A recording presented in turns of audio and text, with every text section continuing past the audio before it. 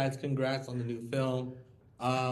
First question out the back is the Falcon is one of the first early on black characters within comic books. And then for Taurus, the character to take it on later as a Mexican character, I wanted to ask you guys, how do you feel about the character still breaking ground all these years later, first by being an early black character and now with the passing on of the character to the character of Taurus?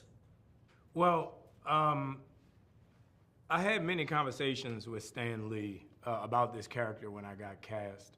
And one of the things that stuck out to me was he said that he wanted the Falcon to always be the representation to break the mold of the stereotype of what the Marvel comic book universe was. So it was when the Falcon was first introduced, he was a street hustler from Harlem.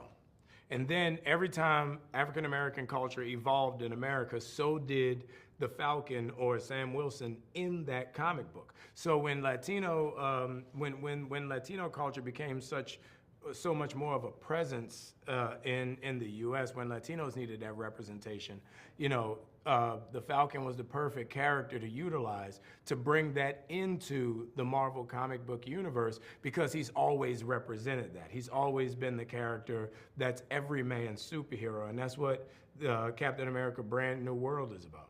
Brave New World. That's what Captain America Brave New World is. Yes, and which we love. And then, of course, now you being the first Black Captain America, of course, how does that feel?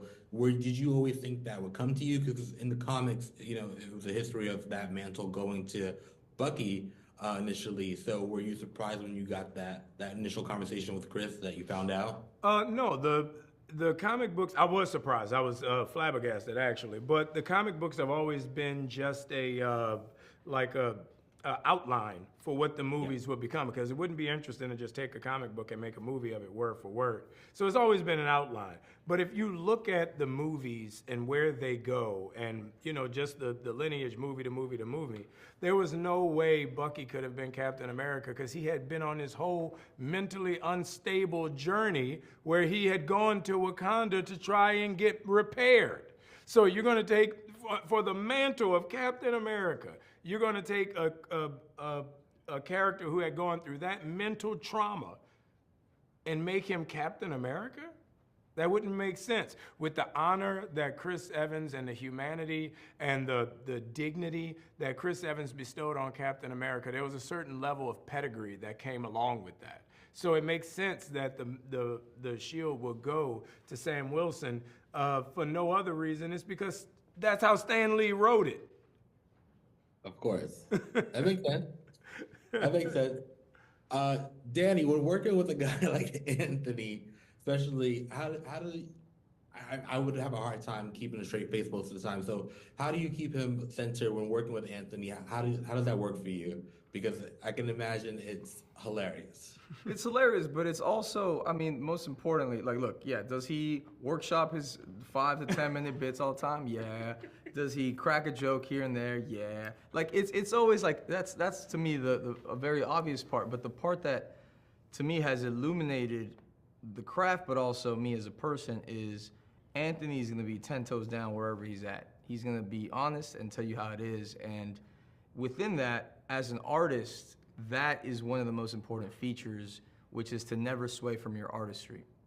And so I learned to, no matter how big or small the movie is, and here we have one of the biggest movie sets every single time we ever stepped onto it, no matter what other movies we're filming in the world, and I saw someone that was true to who he was every step of the way, and that gives everyone a tether to be able to work through really crafting scenes, really figuring out where Anthony's gonna be and where Sam is gonna be because of that honesty and that tether to experience and reality. And so to me, it just taught me to fully present myself and communicate and be open about my opinions, about my craft, and that's how you get to play with other people at 100%.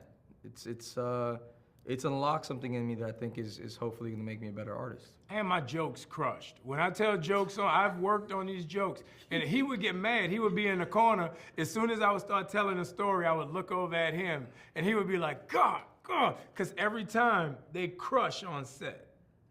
I've heard the same joke in Atlanta and LA, and he workshopped it. He cut like 17 seconds here, 6 seconds there. He made this turn actually slightly, like he held that tension, that silent beat, and then he hit the punchline. And I was like, bro. and the second time is always funnier than the first. And so that's when I'm like, all right, he's going to do some Kings of Comedy. He's going to do a big, it's going to be crazy. Well, congrats to you both. I know everyone's super excited for this. Congratulations. Thank you so Appreciate